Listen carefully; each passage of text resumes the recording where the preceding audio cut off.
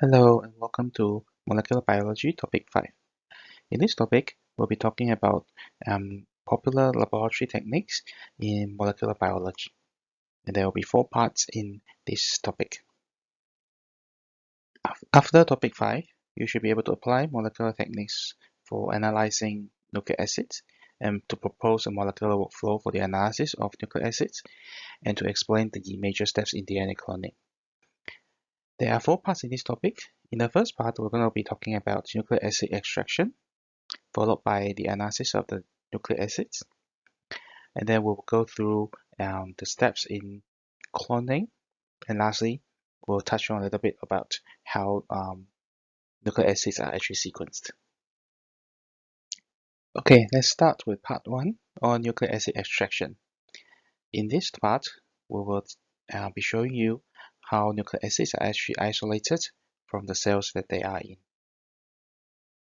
Let's quickly recall what we learned previously on nucleic acids, what they are and where you can find them.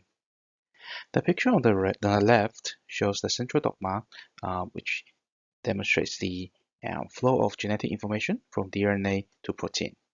Okay. We'll cover that in topic 3 and topic 4 of this subject. So DNA molecules are able to replicate themselves. So that's the first part of the central dogma, the replication. DNA molecules can also be transcribed into RNA, which is the second arrow here. There's also a process called reverse transcription, where RNA molecules are converted back into DNA. The third process in the central dogma is translation, where the information coded on the RNA is translated into a working protein. Okay. So this is basically what our cells are actually using the nucleic acids for. Now, for eukaryotic cells, we typically find the DNA molecules inside the cell nucleus, where they actually undergo the transcription process inside the undergo replication as well as transcription in the cell nucleus. The transcribed product, which is RNA, will then be transported out into the cytoplasm, where they are translated into proteins that will then perform its functions. So why do we actually want to isolate the DNA or RNA or even proteins from the cells? For the isolation of DNA, we want to actually study the genes and genetic mutations which are happening on the DNA molecules. For the RNA, we want to see how the gene is actually expressed inside the cells. So the more a particular gene is expressed, we can expect more copies of RNA which are actually floating around inside the cells. And of course, for proteins, we want to see how they are actually expressed, what are their functions and their structures. We'll talk more about protein isolation in an analysis in BTEC. Now, for any analysis we can perform on DNA or RNA or proteins, the first step into those analyses is, in fact, extracting them from cells.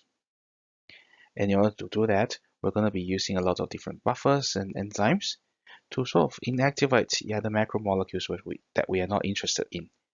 For example, if we are only interested in DNA, we want to use the buffers and enzymes to remove RNA and proteins. If we're interested in RNA, we want to remove DNA and proteins. And if, let's say, we're interested in proteins, we of course want to remove the DNA and RNAs. So basically, in the extraction or isolation process, we're trying to, as much as possible, enrich the kind of molecule that we are interested in. And we want to try to remove as much as possible the other molecules that we don't want. Okay, let's take a look at a general workflow of DNA isolation. For DNA isolation, the first step that we want to do is to break the cells open or to lyse the cells. Okay. This step is usually achieved using detergents, okay, so things like SDS, which are very good candidates for cell lysis. The use of detergents in cell lysis makes use of the phospholipid bilayers on the cell membrane, or rather the fact that they are phospholipid bilayers where the detergents will actually be able to insert themselves into the phospholipid bilayer, and therefore disrupting the bilayer and causing the cell membrane to actually rupture. And after that, the contents of the cell will then be able to be released into the buffer. Now, for cells with cell wall, for example, fungi, some bacteria, as well as the plant cells, you may actually have to perform additional steps and using additional chemicals in order to actually break the cell walls open. So after the cells are broken, all the contents of the cell will then be inside the cell lysate. The next step we're going to do is to add a couple of enzymes to destroy the undesired macromolecules which are in there. For DNA extraction, of course, we want to remove as much as possible the RNA and the proteins that's present inside the cell lysate. To remove RNA, we're going to use RNase, which is an enzyme which is targeted at RNA molecules. And similarly for proteins, we're going to be using proteases to digest the proteins. Do take note that any presence of RNA and proteins may actually degrade the DNA, or they may actually contaminate DNA samples that you have. After treatment with RNase and proteases, we can actually precipitate out the DNA out of solution using a little bit of alcohol.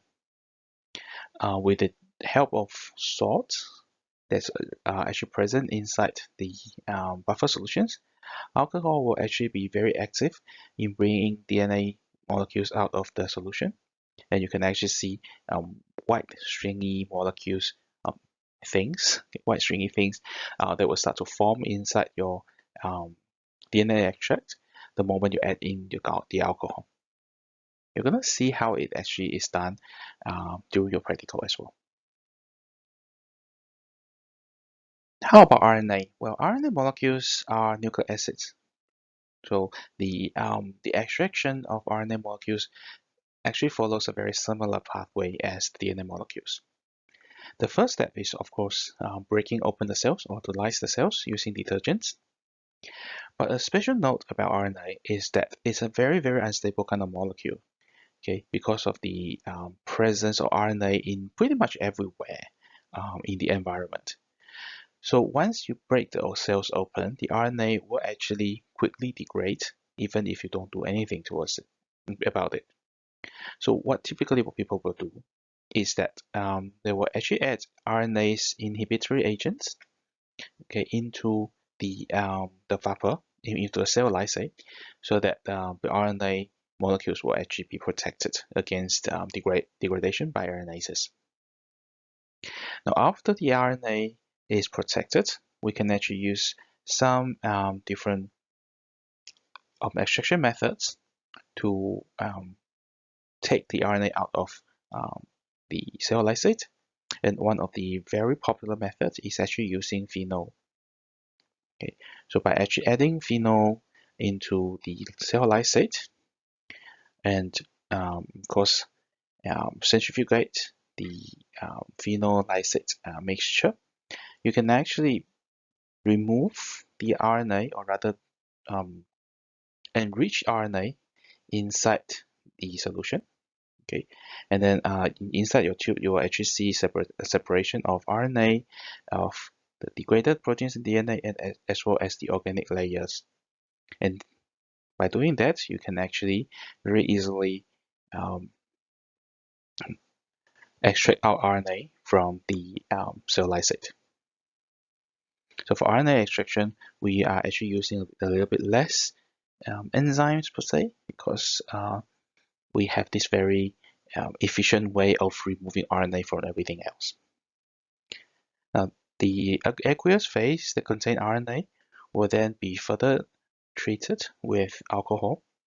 Now, this is actually a very similar process as the DNA extraction, where we are using alcohol to precipitate out the DNA. So in RNA as well, we're going to use alcohol to precipitate out the RNA, and then we can actually wash the RNA and then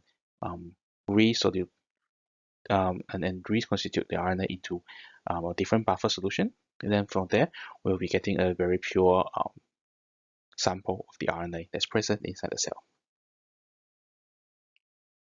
Now, most commercially available nucleic acid extraction kits actually make use of this technique called solid phase extraction.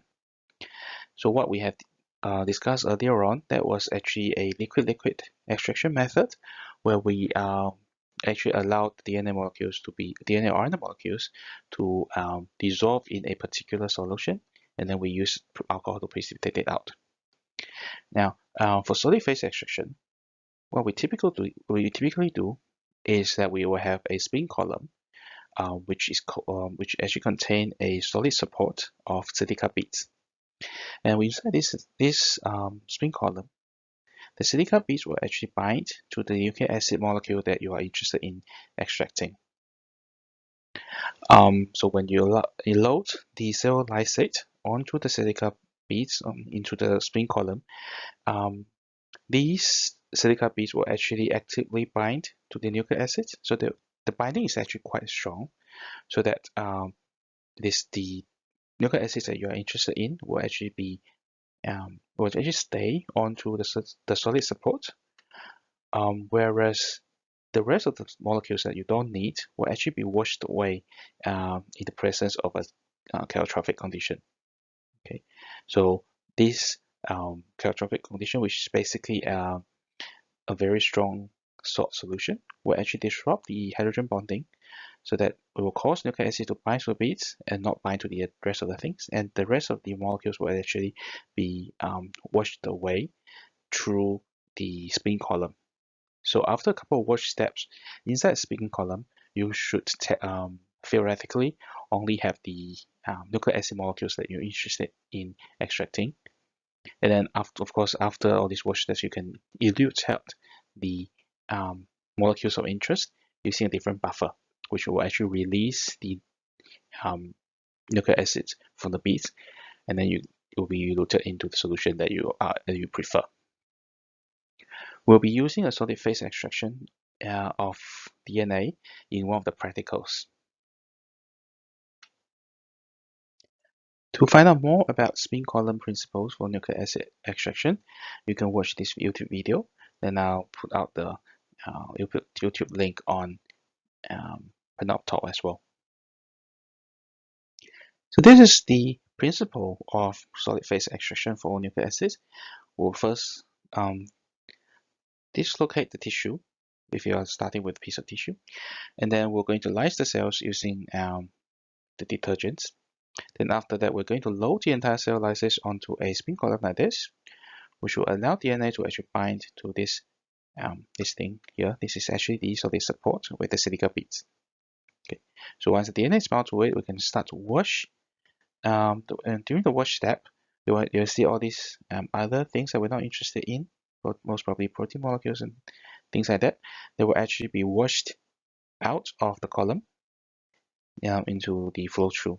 Okay, so that after a couple of wash steps, you'll have only DNA molecules or RNA molecules for RNA extraction left inside the column. And lastly, we're going to elute out the molecules using a special buffer. So of course, solid phase extraction is great if you're working with small amounts of sample, because it's not very expensive, okay, and it's very convenient, it's very fast. But of course, each spin column is only able to accommodate a couple of micrograms, even nanograms of DNA, depending on the column, the kit that you buy. Okay, so if you have a very large amount of sample, you probably have to start to work with a very large amount of kits for the matter. So it's actually not very convenient if you want a very high throughput operation. So in high throughput operation, people typically use magnetic beads instead. So the picture below, this is actually what happens in the magnetic bead DNA extraction. So we have the sample again, which is lysed.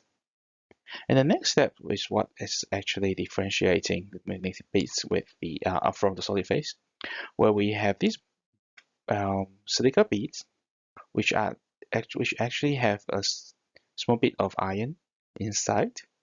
Okay, so these silica beads will bind to the DNA molecules inside your cell lysate. And then we're going to put a piece of magnet, so this thing at the side. This is actually a piece of magnet. So by putting this piece of magnet at the side, we'll be able to actually attract all these magnetic beads, which now have the DNA molecules bound to them at the site, and it will actually be stuck with the magnet. Okay, and then we can safely remove all the content inside this tube, because the contents inside this tube are things that we don't need anymore because they are not bound to the beads. Okay, so these are probably the proteins or other impurities which you find in the cell lysate. So you can just remove the content, use a couple of different other buffers to wash the DNA molecules which are still trapped onto the magnetic beads. Okay, now this magnet will just stay there, and it's a fairly strong magnet, so the magnetic beads will actually just stay at the side of the tube with all the DNA molecules while you do your washes and all that. The DNA will remain uninterrupted. After that, we're going to elute it out, again using a little bit of buffer to wash over these magnetic beads so that the DNA is then eluted into the solution. And after that, you can actually just use this micropipetter to remove the solution, and that solution will contain a very pure sample of nucleic acids. Okay. So this is how we use a magnetic beads method to extract out nucleic acids. It's a lot faster, but of course, magnetic beads are not very cheap.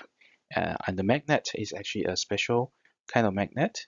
Again, not cheap magnet as well.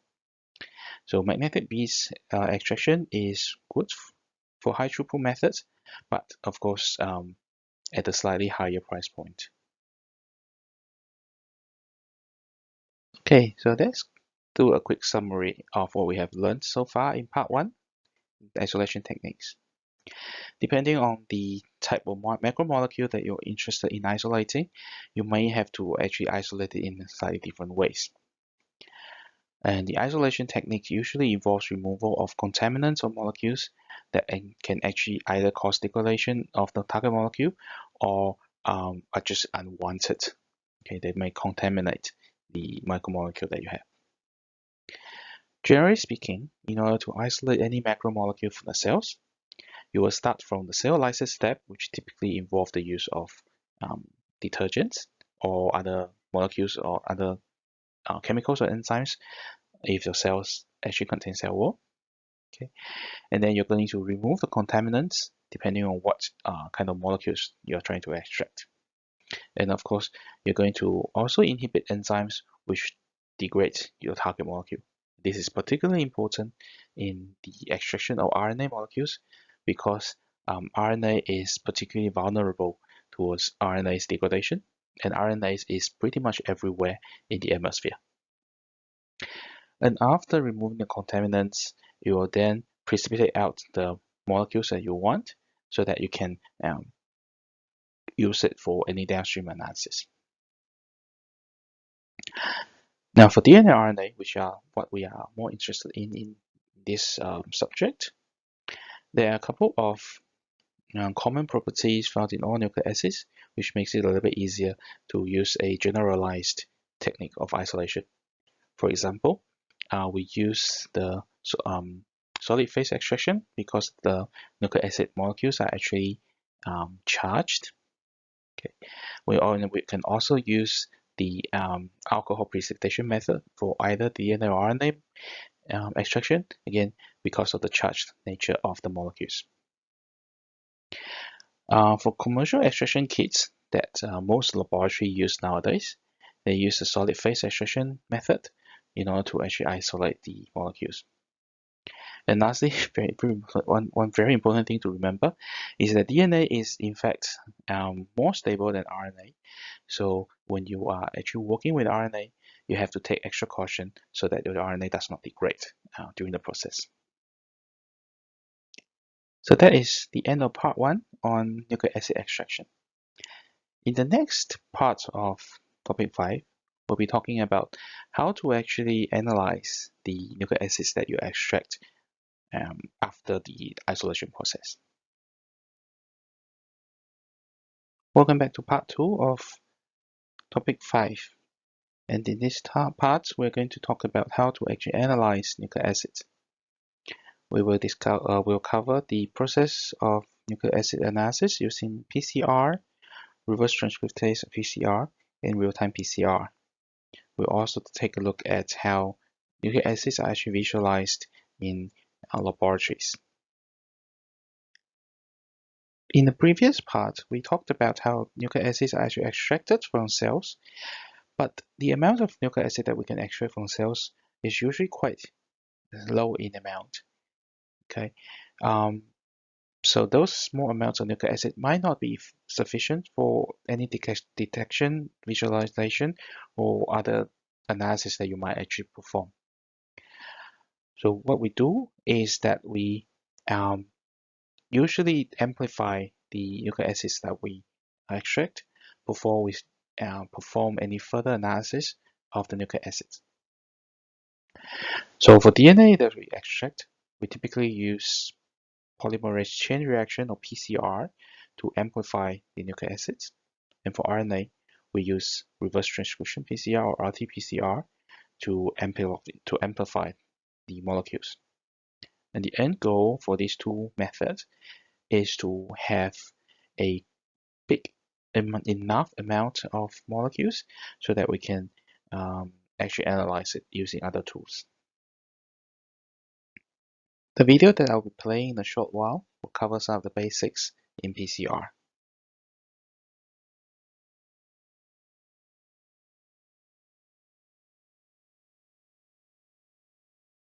PCR is kind of dubbed as the DNA photocopier. Okay, so what happens in the PCR process is that with one copy, even with just one copy of DNA, through the PCR process, you can actually end up with over 10 to the power 6 copies of the DNA that you're interested in.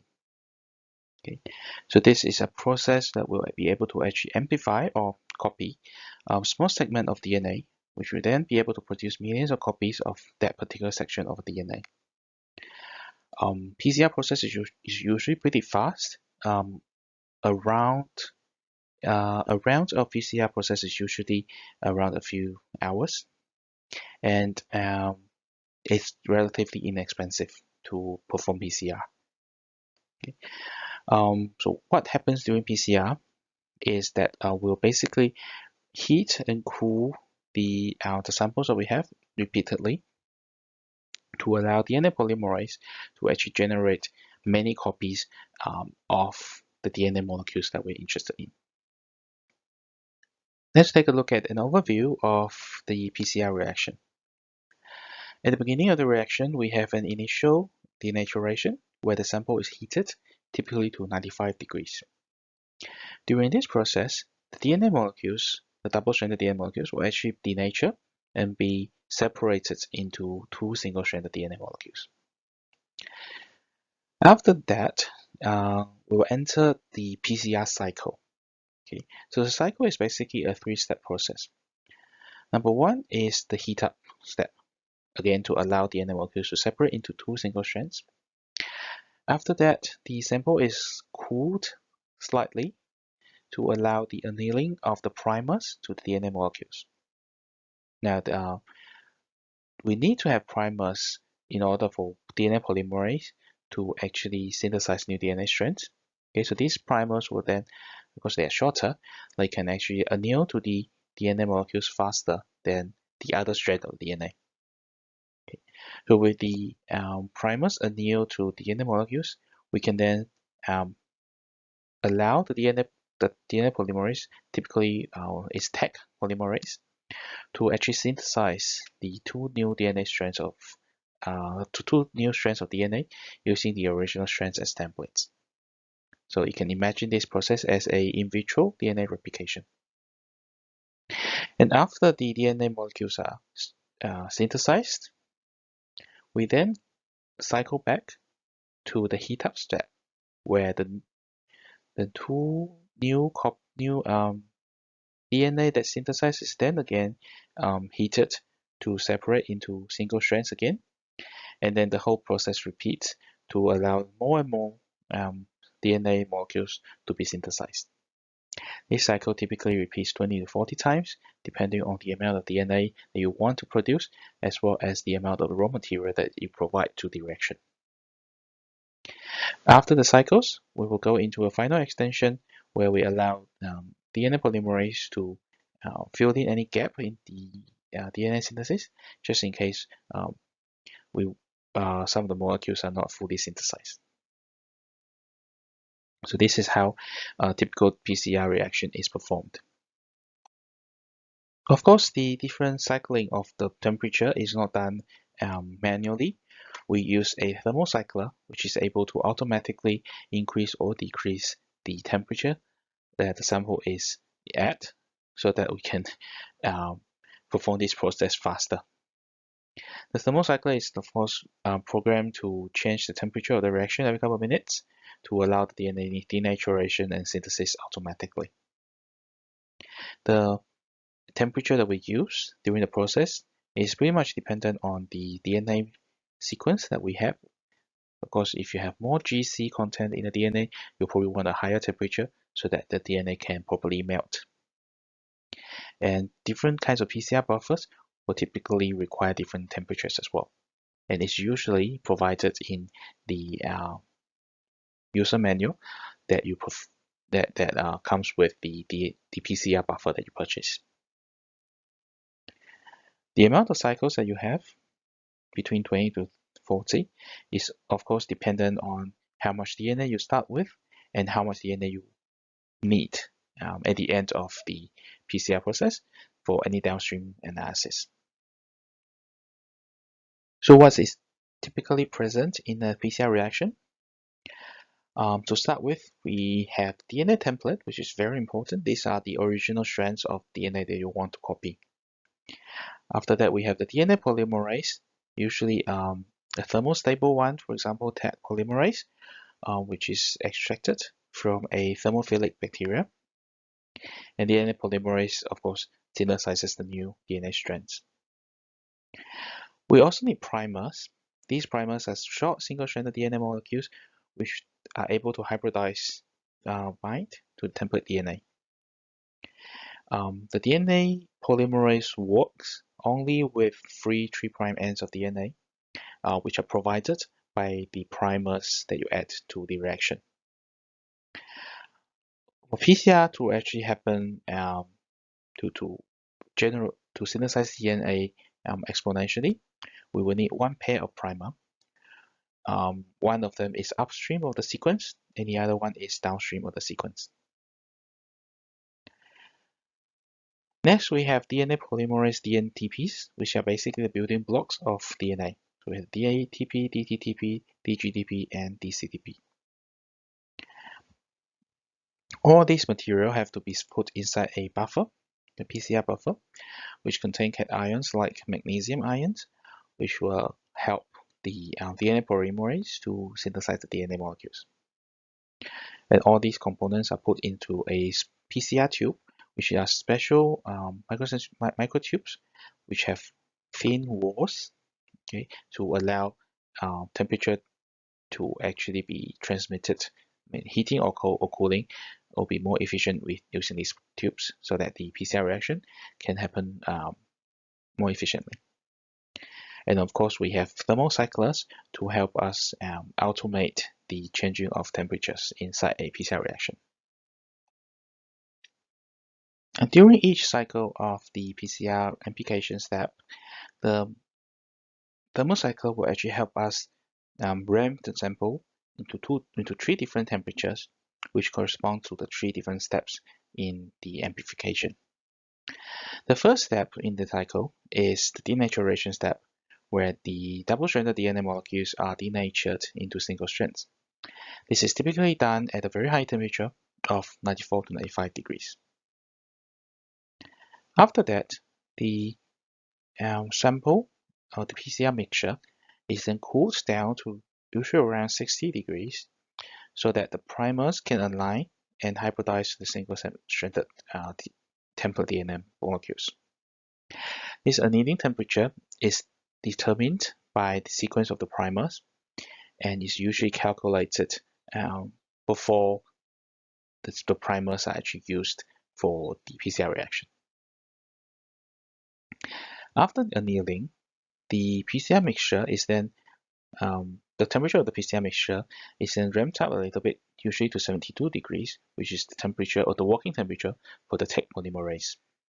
And at that temperature, the DNA polymerase can then go on to extend the primers, basically by adding new nucleotides to the 3' ends of each primer, using the original DNA strands as templates. And this will allow the formation of new strands of DNA from template DNA. After the extension, the entire process then goes back to the denaturation step again, so to heat up the sample to separate the two DNA strands again. This cycle is repeated 20 to 40 times to produce sufficient amount of amplified product for downstream analysis. And this is the entire temperature program of a PCR reaction. We have the initial denaturation, which happens at 94 to 98 degrees for 2 to 5 minutes. This is of course dependent on the nature of the DNA template sequence. If you have a long DNA sequence, or if your DNA sequence has a larger amount of GC content, you will probably have to denature it for a longer period of time in order for the two DNA strands to fully separate. After the initial denaturation, the next step we're going to do is amplification. Now, this is where the cycles actually happen. Okay, so a three-step process: denaturation, annealing, and extension that we discussed earlier on. And the annealing temperature is dependent on the melting temperature of the primers. There are tools available online to help you determine the melting temperature using the primer sequence that you design. Then extension, of course, takes different amounts of time depending on the length of the DNA you are trying to produce. The longer the DNA molecules, you will probably need a longer period of time for extension. And after the 20 to 40 cycles of amplification, we then move on to the final extension of 5 to 15 minutes. This will help to fill in the incomplete ends during the extension process, because sometimes the enzyme might not have enough time to finish the entire synthesis. So this is helping them to fill in all those incomplete ends. Let's take a look at the graphical presentation of the PCR process. We will start from the parent DNA, which is the template that we are interested in amplifying. So the first step of denaturation will cause the two DNA strands to separate into single strands. And after that, during the annealing step, again, this temperature is dependent on the primer that you design. You will have the two primers that's annealing to the DNA molecules that you have. So one of the primers will anneal to the 3' end of the top strand, and the other one also annealing to the 3' end of the bottom strand. Now, of course, judging by the location of these two primers, you'll see that for this particular primer, the sequence should be the same as this part of the DNA molecule, and for this primer, the sequence should be the same as this part of the DNA molecules. So after the two primers are allowed to anneal to the DNA template, we'll then ramp up the temperature to 72 degrees, again dependent on the polymerase that you're using. 72 degrees is typical temperature for tech polymerase. Now this will allow the DNA polymerase to start to incorporate new nucleotides into the end of the primers to synthesize these two new DNA strands in these two directions. And then we will end up having one 2 new molecules in that process. Okay. So after every round of synthesis, we will be able to generate new copies of both the strands. So after repeated cycles, we'll be able to generate exponentially a lot more new copies of the DNA that we are interested in. So that's how PCR is actually performed. Now, as I mentioned earlier, for PCR DNA polymerases to actually synthesize new strands of DNA, you will have to provide free 3' ends in the form of PCR primers. Now these are designed molecules. Okay, they are molecules actually designed by the researchers to actually bind to the sequence of interest. They're typically about 18 to 30 nucleotides long, with a GC content about 40 to 60%. Okay, and the melting temperature, which is usually denoted by Tm, is determined by typically by the GC content of the primers as well.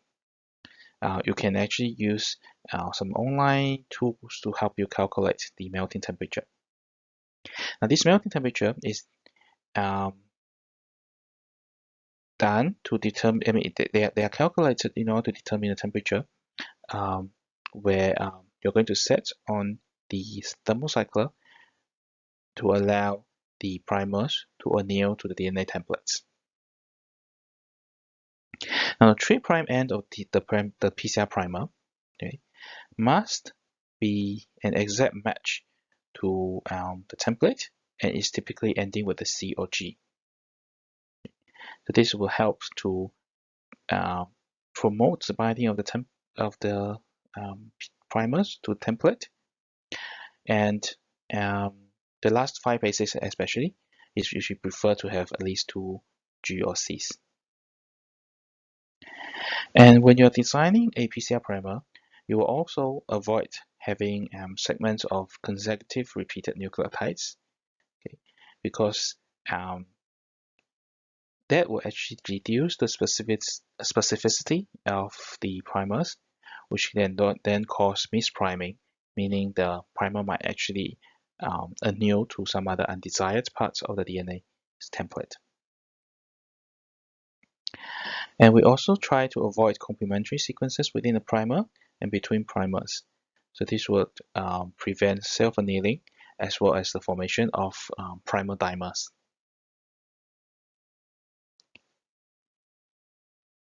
Now let's take a look at this DNA sequence that we're interested in. For example, the area that's highlighted in green is our DNA region of interest that we're trying to amplify in this PCR process. And we have 2 primers which are designed for this purpose. One on top, which is called forward primer, and the other one at the bottom called reverse primer. The design of the forward primer is rather straightforward. We will just go to a region that's upstream of our region of interest. Okay, so this is upstream of direction. This is the downstream for direction. So we go upstream of our region of interest and we look for a region of the sequence that contains about 40% GOC that you can end with a GOC, okay, and with a melting temperature that is suitable. Now things get a little bit more complicated with the reverse primer. The reverse primer is again a sequence that's located downstream of the region of interest. So in this case, it's this region. Now when you are designing the reverse primer, you don't take this sequence directly. You have to actually take this sequence and convert it into its complementary sequence. Okay. And why is this so? It's because this particular sequence is actually going to anneal to this side of the DNA. So it's going to anneal as the complementary strand to the DNA molecule that you are interested in. Therefore, this sequence has to actually be complementary to this particular sequence. So this is basically the sequence that you have, and its complementary sequence is the primer that you are designing. Okay, so what you do is basically take this sequence, first convert it into its complementary sequence. So you see T complementary to A, C that is complementary to G, A complementary to T, etc. And lastly, T is complementary to A. Okay, and then after that, you're going to flip this sequence around so that it's presented in 5' to 3'. Okay, and this is called the reverse primer. So you have a forward primer and you have a reverse primer. The forward primer, which is this one, will bind to here, which is the 3' end of the complementary strand. And the reverse primer, which is this one, binds to the 3' end of the original strand. Okay, so that's how you design the two PCR primers. A very important parameter of the PCR primer is melting temperature. So melting temperature is the temperature at which half of the DNA duplex is actually dissociating from each other to become single-stranded.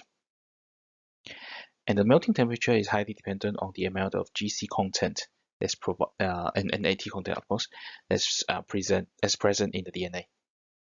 Now, the reason why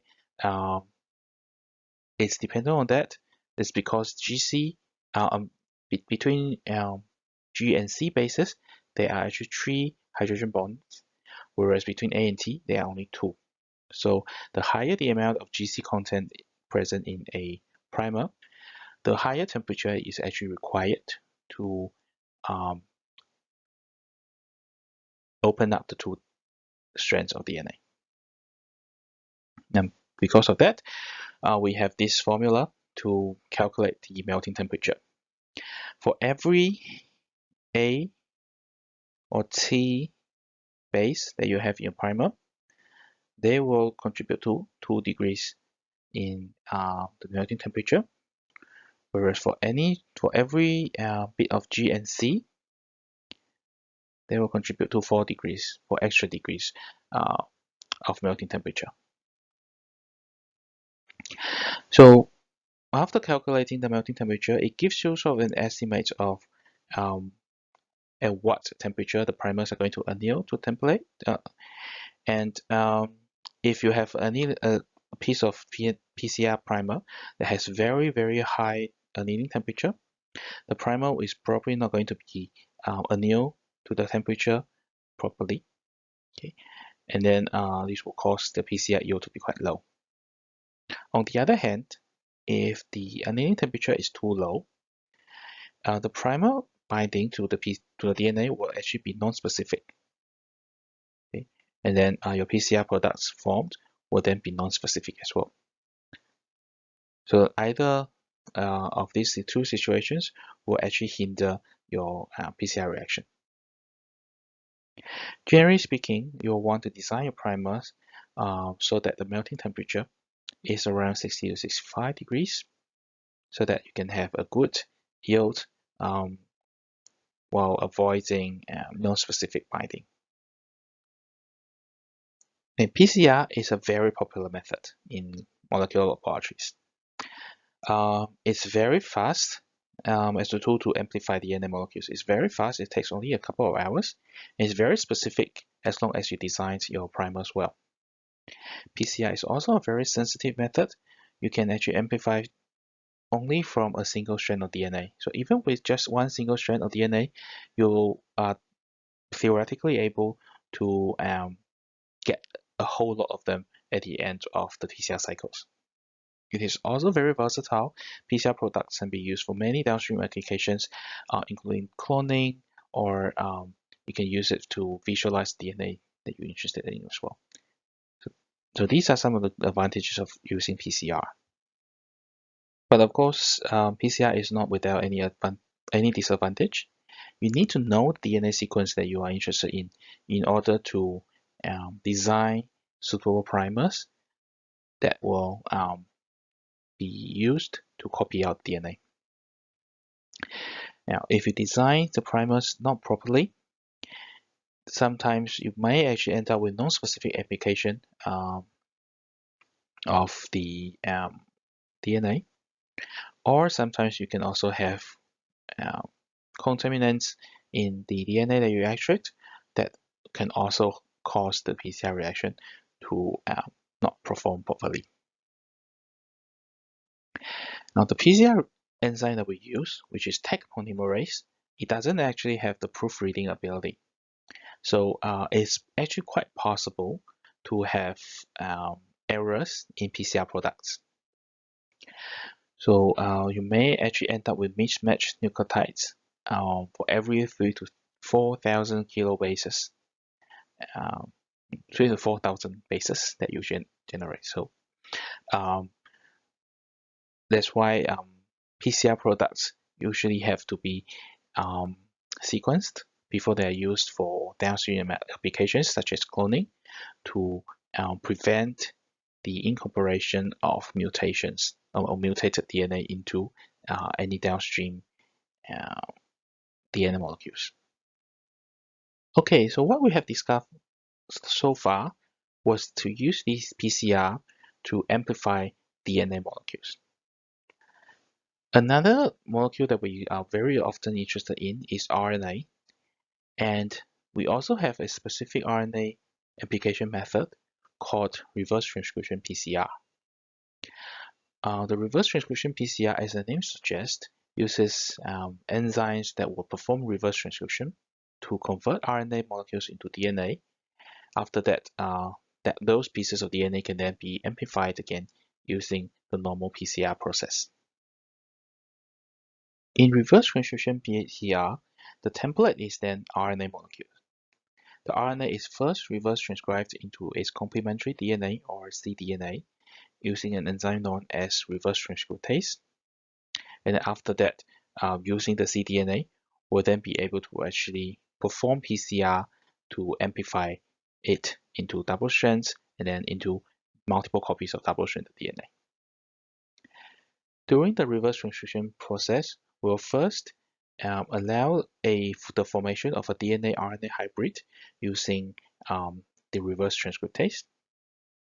Then we are going to actually degrade the RNA portion, because during PCR we can't actually use RNA, using the RNase H function that's actually present in the reverse transcriptase as well.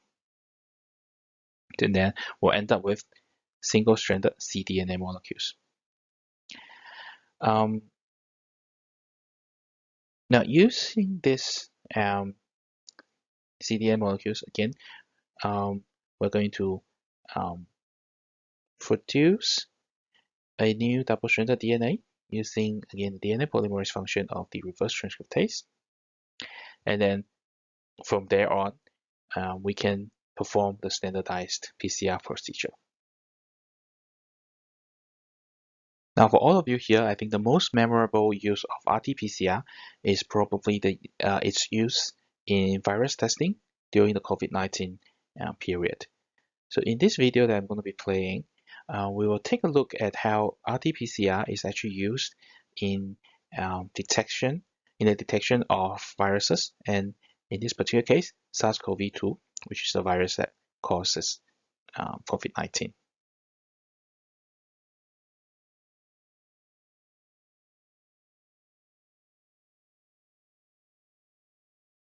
Okay, so let's summarize what we have learned so far with PCR and RT-PCR. For DNA and RNA molecules which we isolate from the cells, they are usually not sufficient for any downstream analysis, so we have to amplify those molecules in order to perform analysis later on. PCR is a process for DNA molecules which uses PCR enzyme, which uses DNA polymerases such as Taq polymerase to actually produce new DNA molecules in cycles. Okay, so I have learned how the typical PCR cycle is like, from the initial denaturation to 20 to 40 cycles of denaturation, annealing, and extension to the final extension. We also learned how to actually design primers in PCR reactions so that we can achieve optimal PCR efficiency. We also discussed a couple of different advantages and disadvantages of the PCR reaction as well. For RNA molecules, of course, we use RT-PCR, which forms a complementary DNA strand from the single-stranded RNA template, and then using a reverse transcriptase, and then from there creates a new double-stranded DNA to be used for the normal PCR process. Okay, so in the last couple of minutes, we have covered a very popular method called PCR. A PCR is typically used as a qualitative method to determine whether a particular piece of DNA or RNA of interest is present in the sample. If it's not present, our PCR will yield no result, and if it is present, our PCR will yield a lot of copies of that particular piece of DNA. We only detect the DNA product at the end of the whole reaction, because that's pretty much the only time that we have access to your PCR, to the PCR product. Therefore, it's also called endpoint analysis.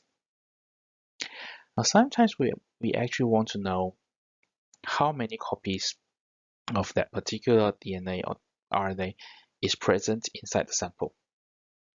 We want to know, so in other words, we want a quantitative method to analyze DNA and RNA. This is where real-time PCR comes in. That actually tells us by the end of every PCR cycle how many copies of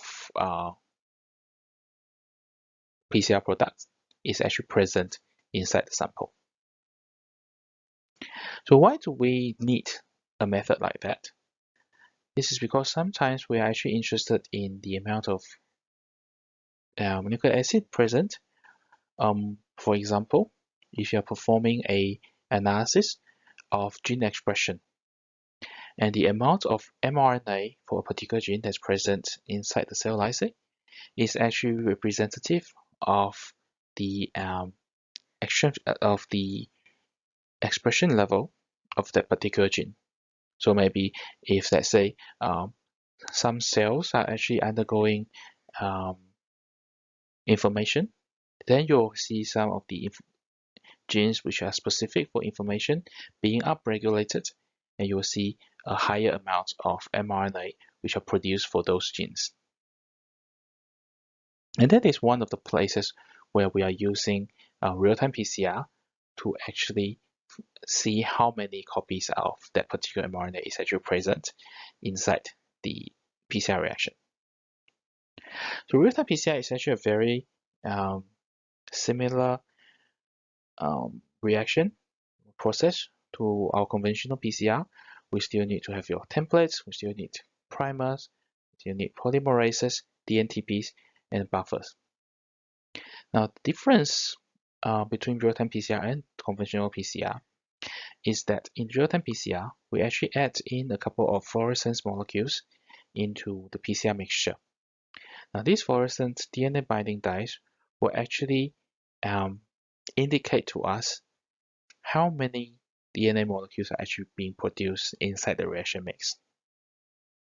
And we have special detectors inside the thermocyclers, which will actually determine the amount of fluorescence that's produced. So the stronger the fluorescence that's produced, the more DNA molecules is actually being made. And then these signals will then be converted into numbers so that we can actually view it on the computer screen to determine the process the amplification is actually at. So the more DNA products that's being produced, the stronger the fluorescence signal is going to be. In the next couple of minutes, I'm going to play this video, which will give you a brief overview of how the real-time PCR process is gonna be like.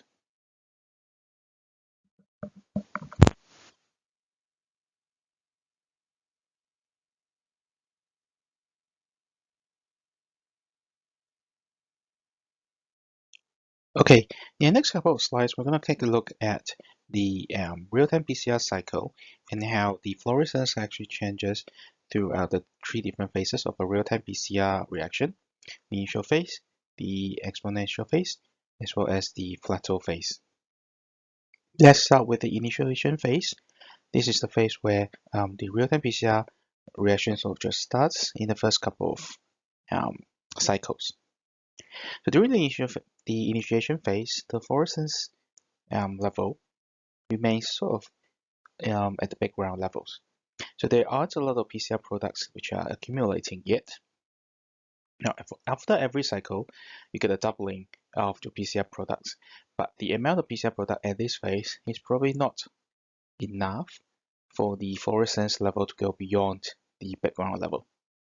Okay, so the increase in the fluorescence level is actually undetectable. So you have the signal sort of below or close to the background level. Now, during the initiation phase, you won't actually be getting a lot of useful information yet. Now, after a couple of rounds of amplification, you'll see that the fluorescence levels start to increase quite rapidly beyond the background level. And that is where the real-time PCR reaction enters the exponential phase. Now, this is a phase where the amplified product sort of accumulates to yields a fluorescence level that actually can be detected. Now, during this phase, we still have enough ingredients in our real-time PCR reaction to allow for exponential multiplication of the PCR products. So there's no limitation on reagents yet. Now, during this phase, it is where we're going to set a level called threshold. The threshold is the level of fluorescence intensity, which is just above the background level, and it should cut across the reaction curve at the beginning of the exponential phase. And what do we use this threshold level for? This is what we're actually using to identify what is called the CQ value, or some people call it CT value. This is a PCR cycle number where the fluorescence signal intersects with the threshold line and roughly where the exponential phase actually begins. Now, this CQ value is used in the calculation of real-time PCR results later on. And what does the CQ value actually tell us? The CQ value is sort of inversely correlated to the amount of target nucleic acid that is in the sample.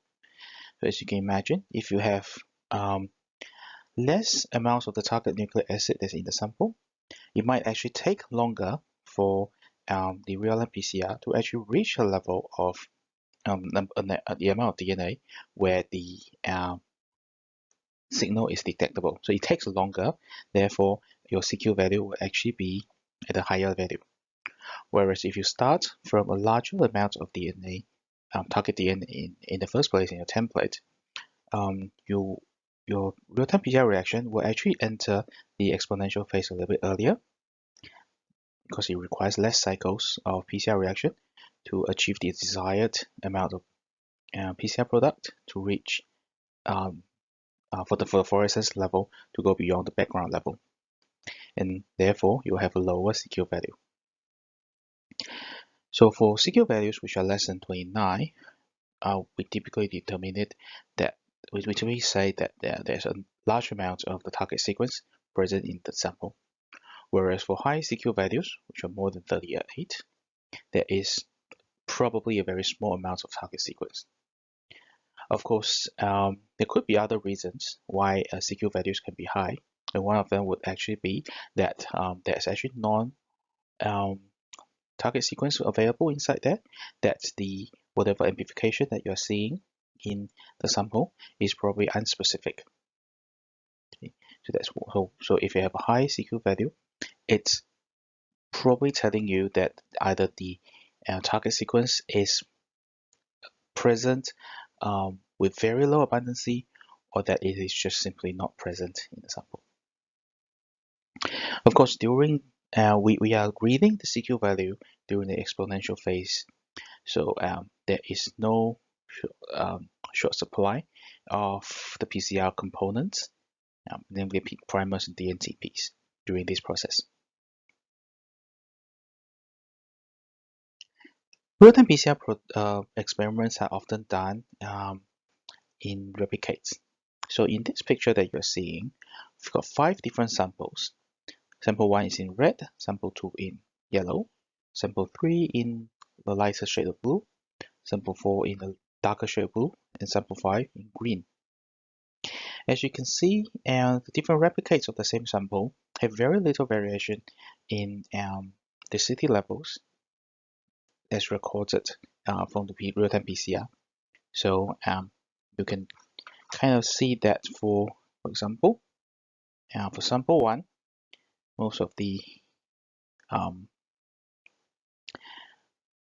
samples will have their CT value at around 17.5, and for sample 2, we have the CT values around 20. Sample 3, the CT value of around 22. For sample 4,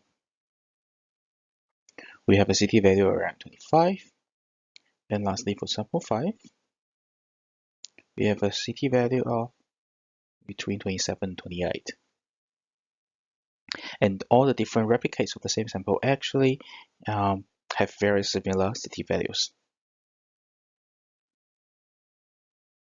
So based on this graph, can you roughly gauge which sample has the most amount of the target DNA and which sample has the least?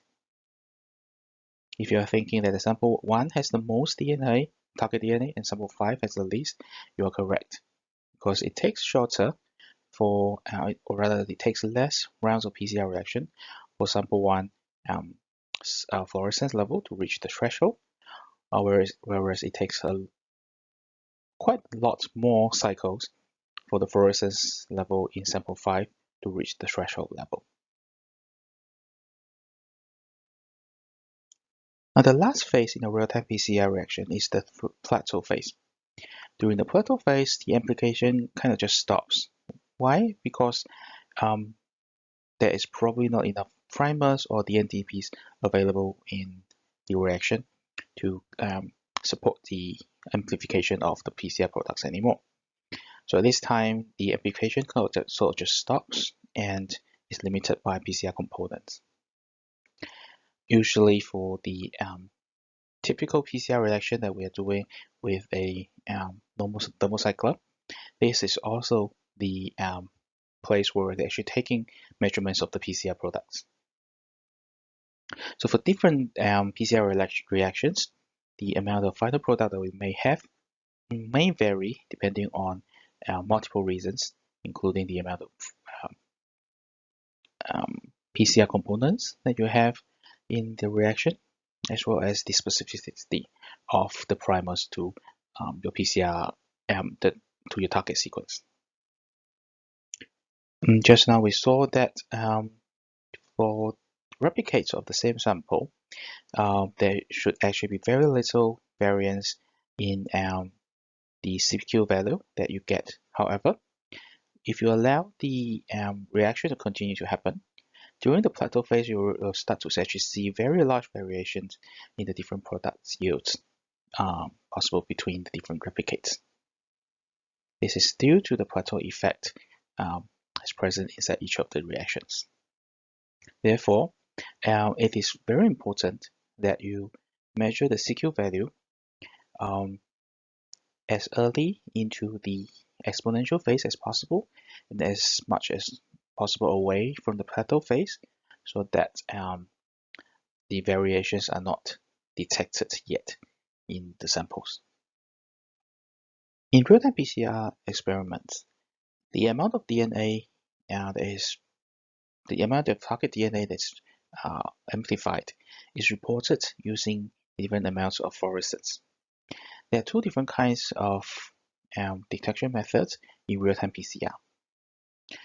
One of the very common one is the use of cybergreen. The cybergreen is a non-specific detection method. It will report the amount of double-stranded DNA as they were produced. Therefore, because it's not site-specific, cybergreen detection is usually cheaper, but it doesn't tell you whether or not the PCR product that's produced is actually the target PCR product that you want. And in order to be more certain of the identity of the PCR product that you get, it is usually recommended that one goes for hydrolysis probe, such as the Techman probe, where we have a fluorescence reporter probe that is specific to a sequence that is inside the target sequence. So you will only be triggered if the correct target sequence is being amplified. Let's take a look at cybergreen first. So the cybergreen dye by itself is kind of fluorescent already. But when the dyes in molecules are actually intercalated into double-stranded DNA molecules, the cybergreen signal will actually become stronger, and those stronger signals will be picked up by the real-time PCR instrument. And of course, the amount of stronger fluorescence that is produced is dependent on the amount of DNA, the amount of double-stranded DNA is present in the sample. So the more double-stranded DNA is produced, the stronger the fluorescence signal is going to be. So let's take a look at how the cybergreen signal is actually recorded in the real-time PCR instrument. Now, at the beginning of the PCR cycle, you will actually have double-stranded DNA molecules here. Now, these double-stranded DNA molecules are bound by cybergreen dye, and this will actually have a stronger fluorescence at the beginning. Now, once we didn't go on to denature the DNA molecules, the cybergreen dye then gets released from the double-stranded DNA, and then we'll have a weaker fluorescence level after the denaturation. And once the primer binds and the DNA polymerase goes on to construct the new DNA strand, you then have a higher amount of double-stranded DNA again, and then the cybergreen dye will actually come in to bind again. So during the 3 phases of PCR, denature, annealing, and amplification, we will have the cybergreen signal first coming in at high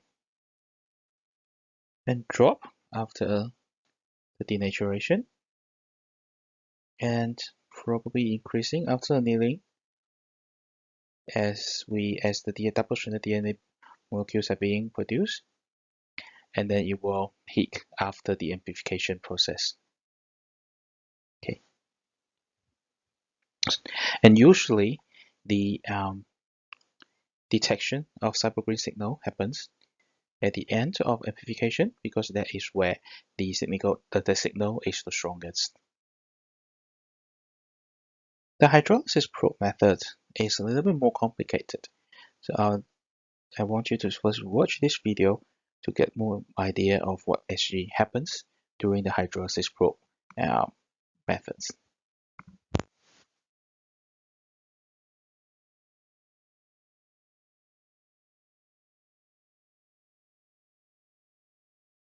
Now, real-time PCR detection using hydrolysis probe basically uses fluorescently labeled DNA oligonucleotides, which are complementary to a segment of the DNA sequence being amplified, usually sort of in the middle of the sequence that you are interested in.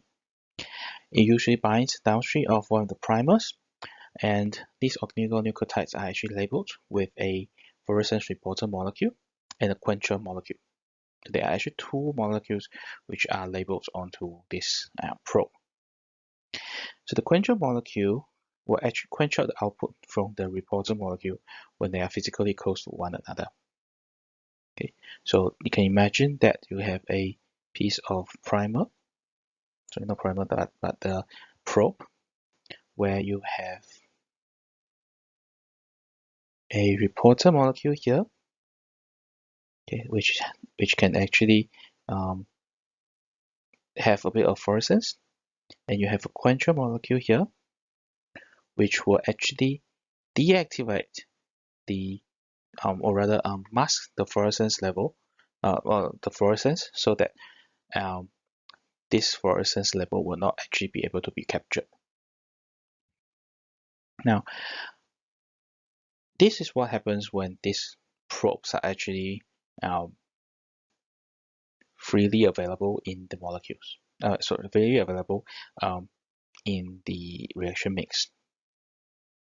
So what happens is that during the PCR process, this probe, which is this orange color thing, will actually be cleaved. So this particular thing will be broken into two pieces. Okay. So this is actually due to the DNA polymerase action. So now you have the fluorescence level, the reporter molecule, that is no longer in a close proximity to the quencher molecule. So now this reporter molecule can finally give you the fluorescence level, the fluorescence signal that you want to capture. So having fluorescence level, or having fluorescence signal coming from a reporter, means that this particular probe has been cleaved, which means a specified PCR reaction has actually taken place. And of course, the stronger the signal that you get from the real-time PCR instrument, the more DNA is being produced. Real-time PCR instruments rely on the detection of fluorescence to quantify the amount of DNA that is present in the reaction mix. Now, how is fluorescence actually produced? You first have to have a light source that will actually excite the fluorophore, okay, either cybergreen or the fluorescence reporter, and at a very specific wavelength so that they will actually emit the fluorescence. And this fluorescence that's emitted, depending on the molecule that you use, depending on the dye that you use, also emit the molecules also emit fluorescence on different wavelengths as well. And this different kind of fluorescence that's actually emitted will then be captured by a camera that's mounted onto the instrument that will actually be able to measure the amount of fluorescence that's actually generated in each of the reaction vessels. And at the end of each of the amplification cycle, the fluorescence intensity is then recorded for calculation purposes.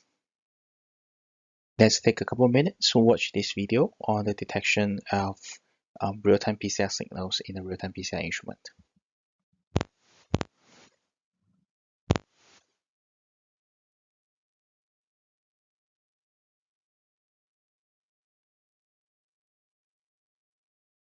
Now you have learned what real-time PCR is. These are a couple of advantages of using real-time PCR for your analysis of DNA or RNA molecules that you have. The most important advantage that real-time PCR has is that it's able to actually determine the initial number of copies of template DNA or RNA that is targeted for amplification. So you can actually use this to help you perform a quantitative analysis of the target sequence. Real-time PCR is used both as a quantitative tool and a qualitative tool. Okay, so when used as a qualitative tool, you can use it to detect the presence or absence of a sequence that you are interested in, and it's actually a more specific method than the conventional PCR for qualitative analysis. And of course, for quantitative analysis, you can only perform it with real-time PCR. Real-time PCR data can actually be visualized without an additional post-amplification step, such as agar-rho gel electrophoresis, which you have to do to analyze results coming from a conventional PCR. And also, very importantly, the reaction and visualization is actually performed in one unified closed tube system. Therefore, there is very little chance of contamination during the reaction and visualization, and also the throughput is a lot higher. Most of the real-time PCR instruments that we have can analyze 96 samples or even 384 samples concurrently in a system. Okay, so you can imagine 384 real-time PCR reactions going on at the same time, and at the end of the reaction, you get 384 results as well. And all this can actually happen within just a couple of hours. So it greatly increases the throughput of the analysis. To learn more about real-time PCR, you can take some time to read this beginner's guide to real-time PCR, which is available online.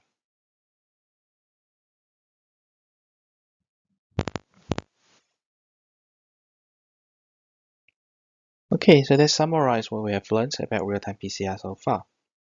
There are three different phases in the real-time PCR amplification. We have the initiation phase, where the signal is not strong enough to go beyond the background level of fluorescence. And then we have the exponential phase of PCR amplification, where the signal is finally strong enough to go beyond background, and there is no shortage of PCR component in the reaction mix, so you can have an exponential growth of PCR products. And lastly, you have the plateau phase, where the samples will have depleted the PCR component, and the fluorescence level will go into a plateau.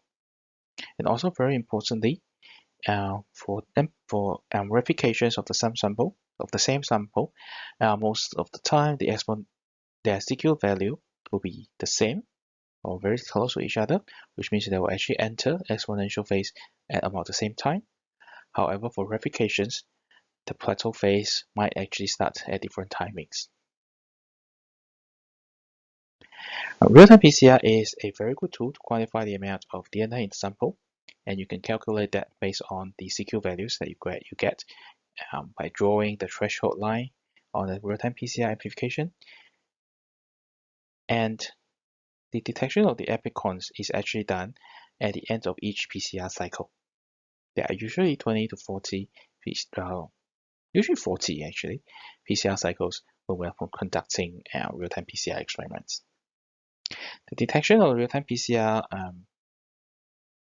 the amount of DNA product that we produce is through the use of fluorescence molecules.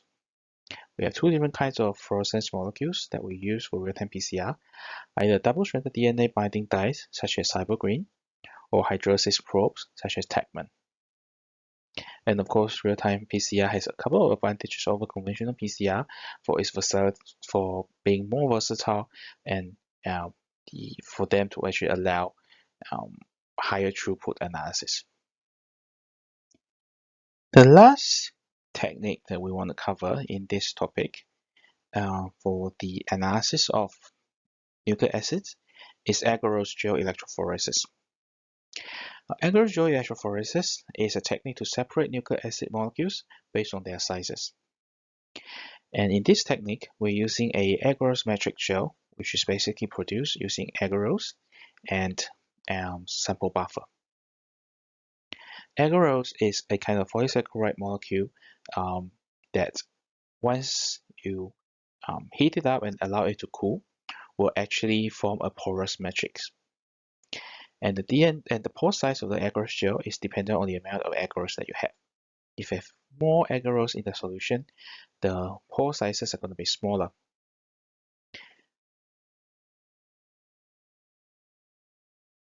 And why do we want a matrix for the separation of DNA? Well, in agarose gel electrophoresis, what happens is that we will put the DNA molecules into the agarose gel, and then we're actually going to subject this agarose gel to a electric field. So what happens is that DNA molecules, because they are charged, will actually move inside a electric field, right?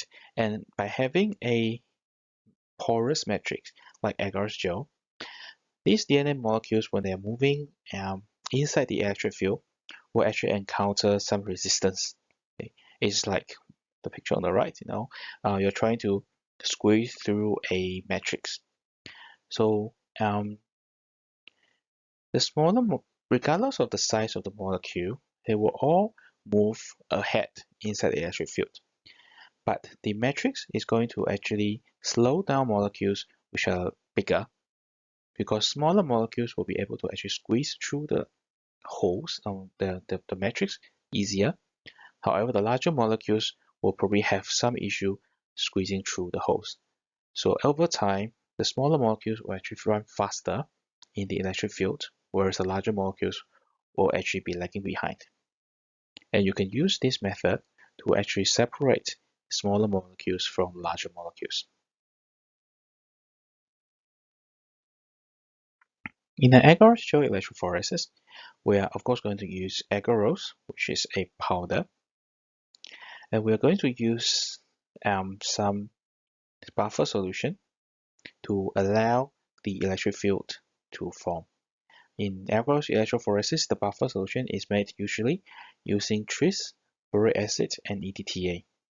Some people will replace boric acid with acetic acid. But basically, it's going to be a buffer solution with tris and acid and EDTA. We'll also be using some dye to visualize the nucleic acid fragments.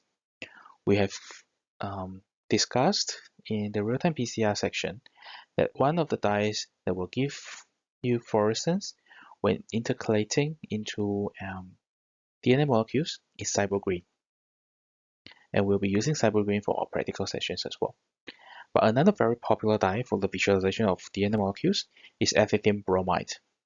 Again, it's another dye that will intercalate into DNA molecules and will emit fluorescence when you put it into UV. So all this material will be boiled together and then poured into a mold.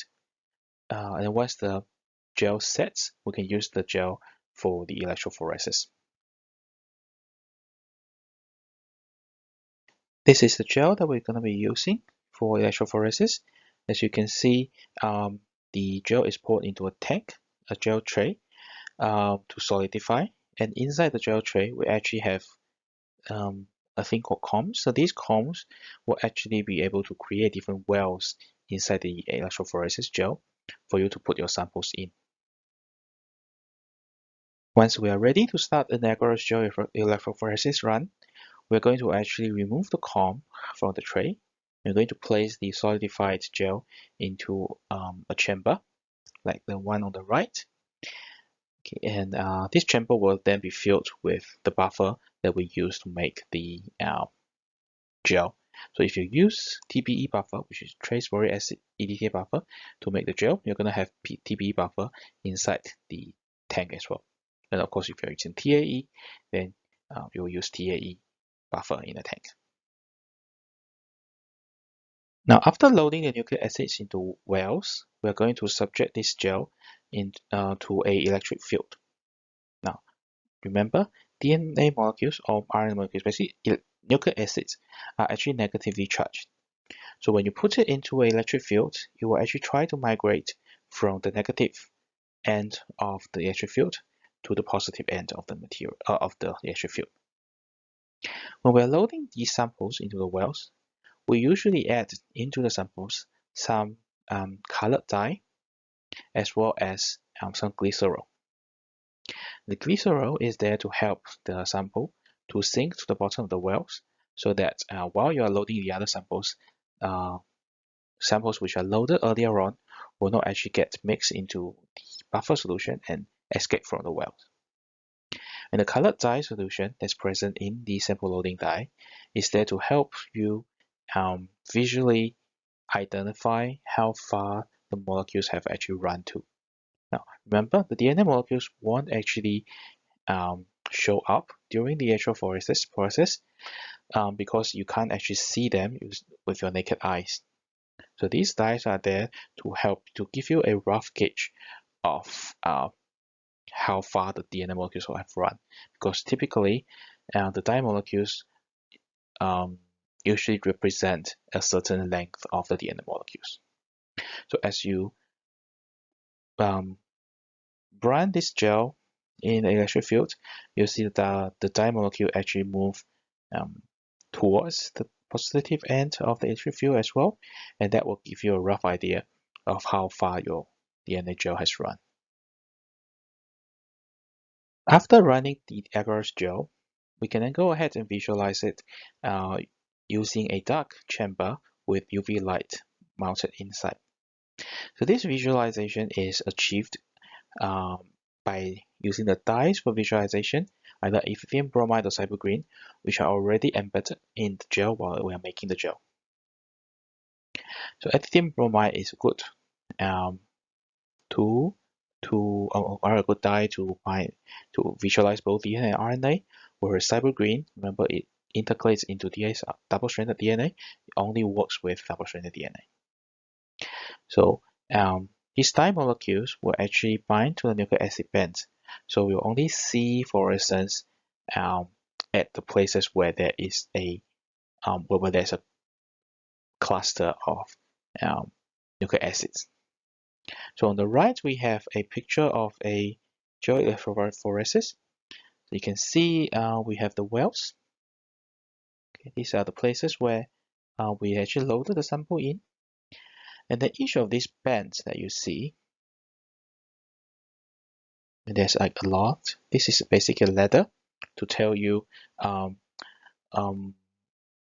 give you a rough idea how big the DNA fragments are. And then you have all these small bands here. Each band correspond to a population of DNA of the same size. DNA or RNA, nucleic acids of the same size.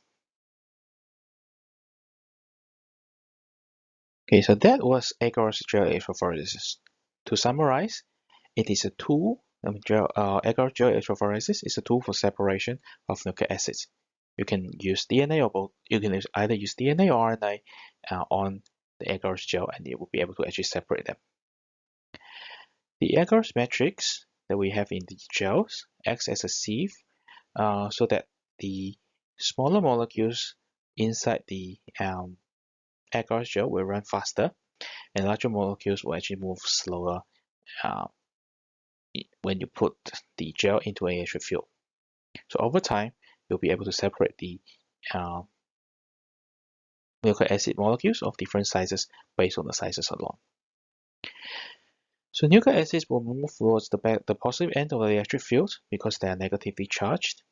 And after a gel electrophoresis run, we can visualize the nucleic acids using a UV light in a light chamber.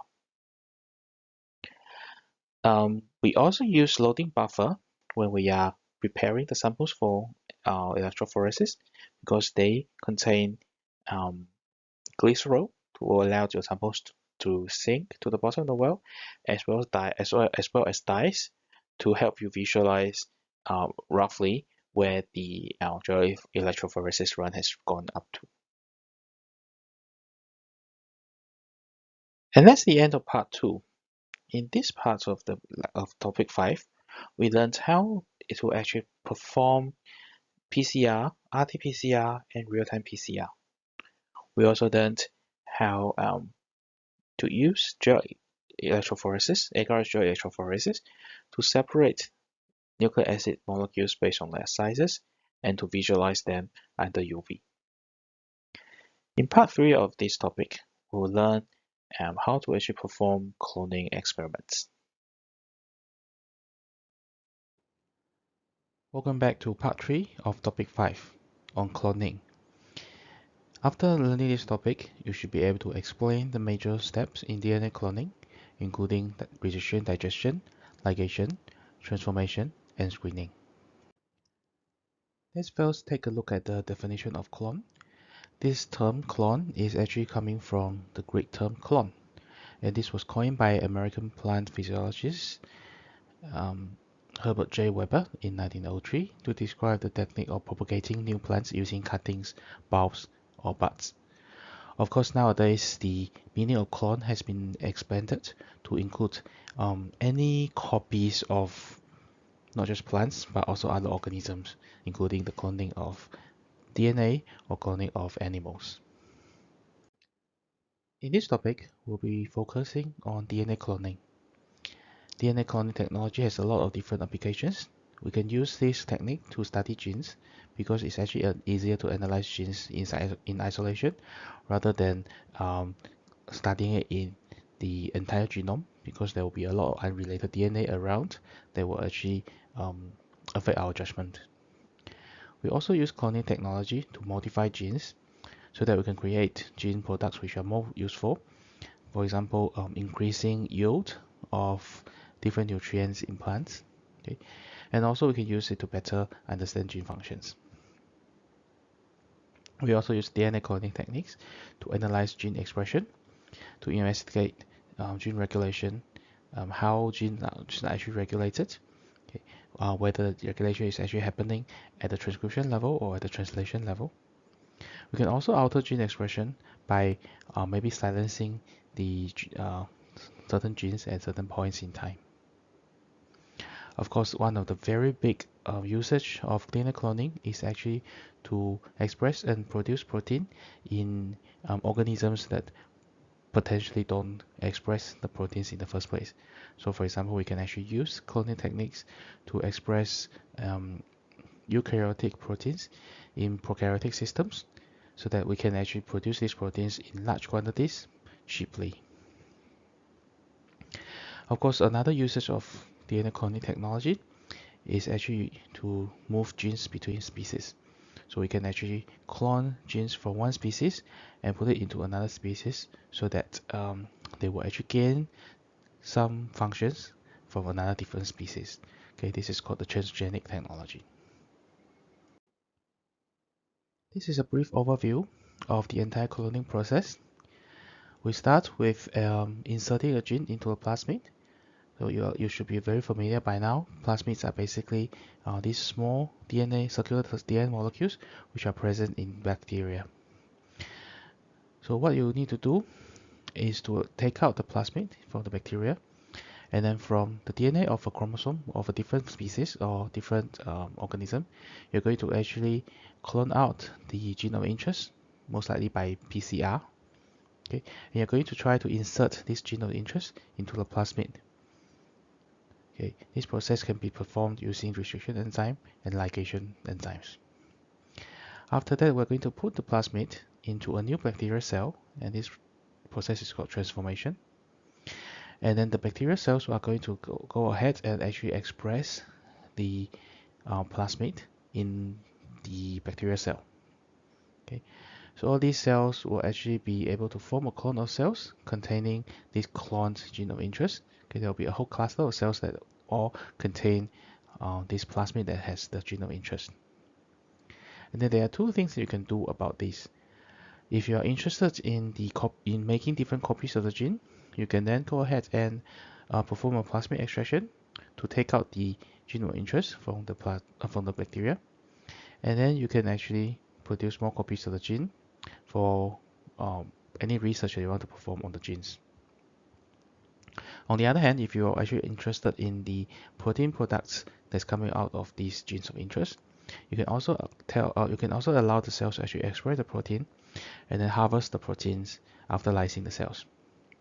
You can then go ahead and use the proteins as it is, or perform different research on these proteins as well. There are a couple of different examples of how this technology has been used. For example, in plant technology, in plant biology, we actually incorporate pest resistance genes into plants, especially plants of architecture, agricultural importance, so that they will not be eaten by the pests. Okay. We also have bacteria which are genetically modified to clean up toxic waste that has been discharged into the sea, okay, into the ocean. We also have some proteins which are designed already to dissolve blood clots in heart attack therapy, so that patients who are suffering from blood clots don't have to go through painful surgery anymore. And there are also a lot of other applications of this technology as well. Alright, let's go into DNA cloning. We'll start with the 4 major steps in DNA cloning. And these are the 4 major steps in DNA cloning. We start with restriction digestion, or you can simply call it cut. And then we're going to use ligation enzymes to actually connect the cut pieces of DNA together to produce transgenic DNA. After that, we're going to transform the plasmids, this joined DNA, into bacterial cells.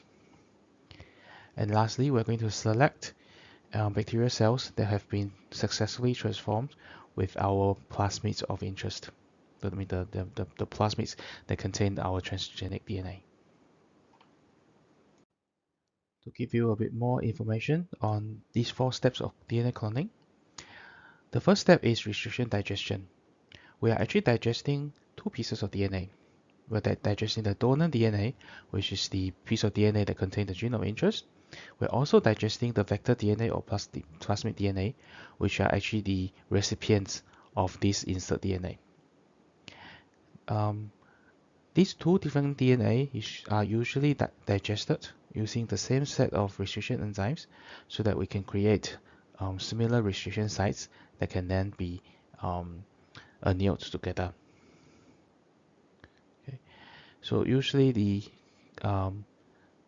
restriction cut sites are near the end of the gene of interest, on each end of the gene of interest, so that you can you will be able to actually preserve the gene of interest. Okay. After cutting the donor and vector DNA, we will then go ahead and actually perform a ligation. Okay, so after cutting the donor and vector DNA with restriction enzyme, they should have a compatible set of restriction sites, which can then be annealed together. And then we are going to use ligation enzymes, usually DNA ligase, to actually help to connect the 2 pieces of DNA back together. After creating these new plasmids with the DNA insertion, the next step is actually to transform these plasmids into suitable host cells. We typically use E. coli as a host cell because they are quite easy and quite cheap to grow, and they also grow very fast. Okay. By transforming the plasmids into a host cell, we'll then be able to actually facilitate the physical separation of different DNA donor fragments for further analysis, because then we have multiple copies. We can then actually amplify the plasmids in the E. coli cells, because they will actually go on to replicate as well. Okay, so we will end up with a lot of copies of the plasmids that we can then use for further analysis. Maybe we can do some sequencing to check whether or not the sequences that we have inserted are correct. Now, after transformation, we're going to plate the E. coli cells onto selection agar or selection media. Okay, and we usually use selectable markers, which are actually encoded on the vector. A very common selection marker that's on vectors is actually antibiotic resistance. So for example, in your practical session, we were using PAC19 plasmids, which actually contain a gene that's coding for ampicillin resistance.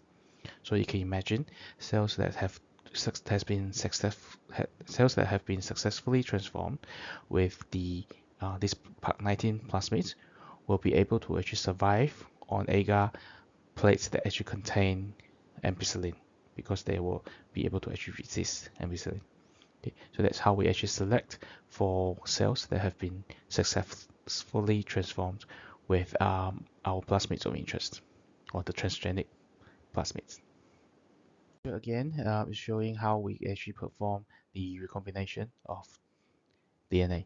So we start with plasmids coming from E. coli and DNA coming from our organism of interest, and we are going to cut the DNA from the donor and the plasmid with the same set of enzymes, so that they will actually contain compatible ends. So you can see in step 5 on the E. coli, we had on the plasmid that we cut, we have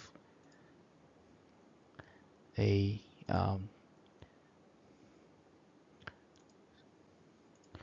very nice zigzag end, which will actually match perfectly with the donor DNA.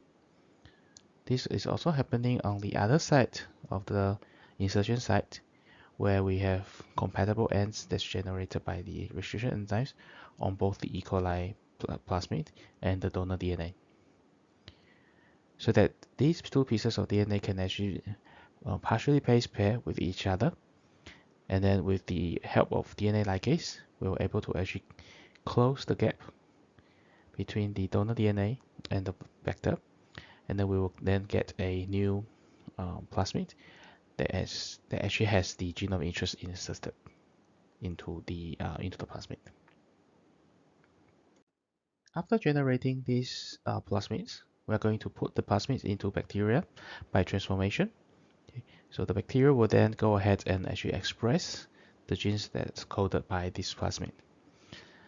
And then when you allow the bacteria to reproduce, after a while, all the bacterial cells that you can actually harvest from the media will all contain this plasmid if you allow selection to continuously happen in the media. Okay, let's spend a couple minutes to watch this video for an overview of DNA cloning.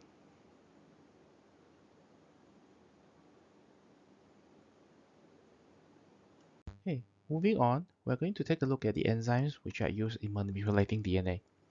Specifically, we want to see how the cut and ligation steps are actually performed using different enzymes. Again, this is the picture that we have seen in a couple of slides ago, the 4 steps of DNA cloning. For restriction digestion, or the cut step, we will use restriction endonucleases, or they are also called restriction enzymes. And for the ligation step, we will use DNA ligases to actually join our donor and recipient DNA fragments together. We won't be covering the transformation and selection steps in this lecture. They will be covered in the topic in the practical session during practical 6 and 7. The first kind of enzymes that we want to take a look at is restriction enzymes, or restriction endonucleases. Restriction enzymes were actually first discovered in bacteria as a sort of immune system for bacteria. As you may have learned in other subjects, bacteria actually need to restrict the entry of foreign DNA, oftentimes from bacteriophages, which are viruses that will actually infect bacteria. So restriction enzymes were actually produced in bacteria so that they can actually digest away DNA that the bacteriophages actually inject into the bacteria. And the way that these restriction enzymes work is by actually recognizing specific sequences in the DNA And then these enzymes will cut the DNA either randomly or at very specific sites. Restriction enzymes are typically two-component systems because they need to actually perform two different jobs. One enzyme typically performs the DNA digestion, which is the endonuclease function of the foreign DNA. Okay, so it will actually cut the DNA basically. Now, the same enzyme, or could also be another enzyme, it will actually come in to modify the bacteria's own DNA so that they will actually be resistant to digestion. Because if you imagine, as you can imagine, the restriction enzymes can't actually differentiate a piece of DNA from being coming from the bacteria itself or coming from the bacteriophages.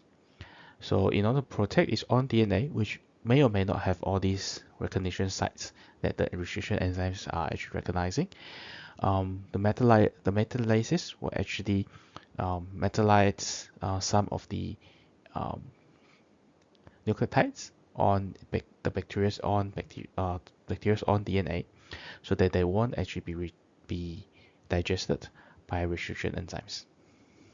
There are a couple of different types of restriction enzymes that people have discovered, but not all of them are useful for the purpose of molecular biology research. The first type of restriction enzyme, the type 1, are complex multi-subunit enzymes. So these are the combination restriction and modification enzymes that both modifies the bacteria's own genome to prevent them from being digested by themselves, and they also do the digestion of foreign DNA. Now, type 1 enzymes are not very useful because they actually digest away DNA at random. So when you use type 1 restriction enzymes to digest DNA, you can't be very sure where it's going to cut the DNA. Now, the useful kind of restriction enzyme for molecular biology researchers is a type 2 enzyme. The type 2 enzymes cut DNA at specific defined positions, which are close to the recognition sequences or even within the recognition sequences. So as long as you design or you have recognition sequences which are present in the DNA, you can be very sure that the restriction enzymes will cut the DNA at these particular sequences. There's a subgroup of restriction enzymes called the type 2S. They actually cleave outside of the recognition sequence, but they only cut to one side. So they either cut to the left of the recognition site or to the right of it. Type 3 restriction enzymes are large combination restriction and modification enzymes. So they do both the restriction digestion and the modification of the bacterial genome. Again, they cut outside of their their recognition sequences. And lastly, we have the type 4 restriction enzymes. These are special restriction enzymes that only recognize modified DNA and typically methylated DNA. And all these different types of restriction enzymes, the restriction endonucleases, they only cleave double-stranded DNA. So if the DNA is single-stranded, then restriction enzymes won't be able to recognize them and cleave them. As I said earlier, it's the type 2 restriction enzymes which are the most useful for recombinant DNA work. These enzymes will recognize and cleave the same recognition sequence on the DNA molecules. Therefore, they are very precise, and these cleavages are reproducible. They will also be able to produce compatible DNA ends that will actually facilitate ligation by making sure that the DNA will always be aligned correctly at the ligation sites. There have been hundreds of type 2 restriction enzymes that have been purified for different bacterial species, and they are commercially available. So there's actually a very big toolbox for biologists to perform their recombinant DNA work. Let's focus on type 2 restriction enzymes. They perform their functions by pattern recognition, basically recognizing very specific patterns. Now, I want you to spend a few seconds to take a look at these 4 examples I have here. Do you notice anything common amongst the 4 phrases that's shown on this slide? You may have noticed by now that all these phrases are actually spelled the same from the left to right and from right to left. In other words, they are all palindromic sequences. Type 2 restriction enzymes commonly recognize palindromic sequences on the double-stranded DNA, so that you can make sure, regardless of which strand the enzyme is reading from, they will always be reading the same sequence regardless. As I said earlier, most type 2 restriction enzymes recognize and cleave DNA within a particular palindromic sequence of 4 to 8 nucleotides. The example shown here is the recognition sequence of EcoR1, which recognizes the sequence GAA-TTC. And you can see on both ends, on both strands of this DNA, it reads GAA-TTC from the 5' to 3'. So for the top strand, it's GAA-TTC from 5' to 3', and on the bottom strand is also GAA-TTC from 5' to 3'. And there is a axis of symmetry at the middle of these 6 nucleotides, and this is the sequence that's recognized by EcoR1. Restriction enzymes with shorter recognition sequences are more likely to cut a given segment of DNA than those with longer recognition sequences, because shorter sequences may occur more commonly than longer sequences. Statistically speaking, for 4 base pair cutters, they cut typically every 256 base pairs, or 4 to the power of 4. For 6 base pair cutters, they typically cut every 4096 base pairs, or 4 to the power of 6 base pairs. And for 8 base pair cutters, their recognition sites are even more widely spread out. They only make one cut every 65,536 base pairs, or 4 to the power 8 base pairs. And these are some of the examples of some 4, 6, and 8 base pair cutter restriction enzymes which are commonly used in research. You don't have to remember the restriction enzymes names or their sequences. This slide is only for your information. Now, as restriction enzymes recognize and cleave the DNA sequences, they will actually generate different kinds of endings on the DNA molecules. There are typically 2 types of ends that are generated. They are either cohesive ends or sticky ends, or blunt ends. The cohesive ends, or also called sticky ends, are ends of DNA molecule that have a bit of protruding end or overhang. So in the picture on the right, for HIN3 and PST1, these 2 restriction enzymes actually create sticky ends. So for HIN3, as you can see, it's actually recognizing the sequence AAGCTT, and it's actually cutting between the 2 A nucleotides. So when it makes one cut on the top strand and makes another cut at the bottom strand, you will end up with a piece of DNA, or rather 2 pieces of DNA, with 5' protruding ends.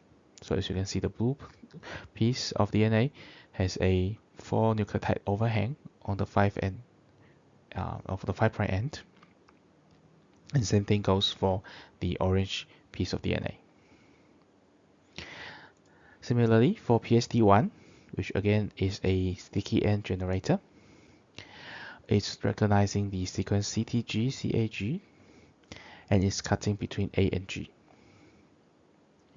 So after it cuts makes these two cuts on the DNA molecule, and when the two DNA molecules actually separate because of the cuts, they will actually leave the DNA with two 3' protruding ends.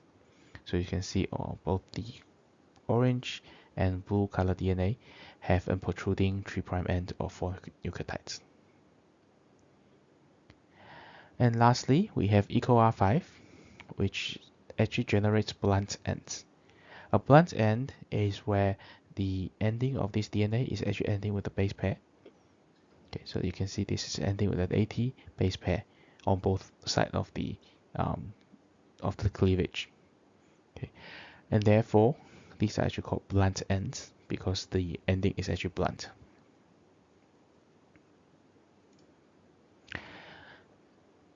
The sticky ends and blunt ends are useful for different purposes. If you digest DNA molecules with leaving them with sticky ends, you're gonna be very sure that when you're trying to when you're trying to actually ligate the two pieces of DNA together, they will actually be able to stick back quite perfectly, because the two pieces of DNA, both the donor and the recipient DNA, will actually have sticky ends that will actually base pair with each other, so that when you mix them together, they will actually be able to find the location where they are supposed to enter, or to stick to each other rather easily, so that you can be very sure that after using the ligase to actually put together the DNA, they will actually be sticking back nicely. Whereas for blunt ends, because there is actually no overhang that's produced, it's going to be a little bit harder for the new DNA molecules, or rather two DNA molecules, to actually find a place to actually stick themselves into each other. Okay, so blunt ends are typically not very useful for the generation of transgenic DNA molecules. Let's take a look at how the restriction enzyme reactions actually take place. A typical restriction digestion contains three different components. We will need the DNA substrate, which can either be the plasmid DNA that's going to be the recipient, or it could be the donor DNA coming from either the genome or another plasmid. We of course need the restriction endonucleases. It can be either one enzyme, or it could be several enzymes. And these enzymes actually require a very specific buffer for them to actually perform their task well. Okay, so again, these enzyme reaction buffers will contain pH buffers, cofactors, and different enzyme stabilizers to ensure that the restriction endonucleases can actually perform their job at its optimum environment. Different restriction enzymes also have different temperature requirements for them to actually perform their jobs. This is generally determined by the kind of environment that the bacteria where the enzymes were actually isolated from, which kind of environment this bacteria would actually be living in. If you are performing a restriction digestion with multiple enzymes, chances are some of the enzymes may not actually be performing optimally at the same temperature. So you may have to actually compromise on the temperature, or you have to compromise on the performance so that you can actually let them work together. Most restriction enzymes were isolated from enteric bacteria, so the digestions are typically performed at 37 degrees. But of course, there are some exceptions to that as well. When people are performing restriction digestions, they may either perform the digestion to completion, which means all the restriction sites are going to be cut by the restriction enzymes, or we can also stop the reaction before completion and perform a partial digestion. So only some restriction sites will be cut in these DNA molecules. Again, the choice between these two types of digestion is totally up to the user's preference and the requirements of the experiment. And this slide is going to show you what a complete or incomplete digestion is going to be like. In this example, in this piece of DNA, we actually have 4 restriction sites for a particular restriction enzyme. When you perform a complete digestion,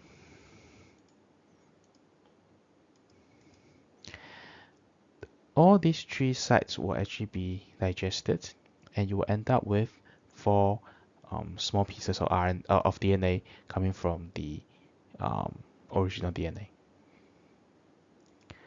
On the other hand, in an incomplete digestion, again we have this same piece of DNA with 3 restriction sites.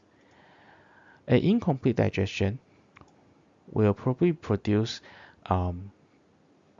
DNA digest of different lengths. For example, you may have the middle 2 pieces still connected to each other after the digestion, or you may have the 2 pieces behind that are still connected to each other. Okay, incomplete digestion is useful if you want to actually create different variations of DNA to determine the functionalities of different parts of the DNA molecule. Now, after restriction digestion, the next step that we usually do is ligation. Okay, which is why restriction enzymes are very commonly used in tandem with ligases.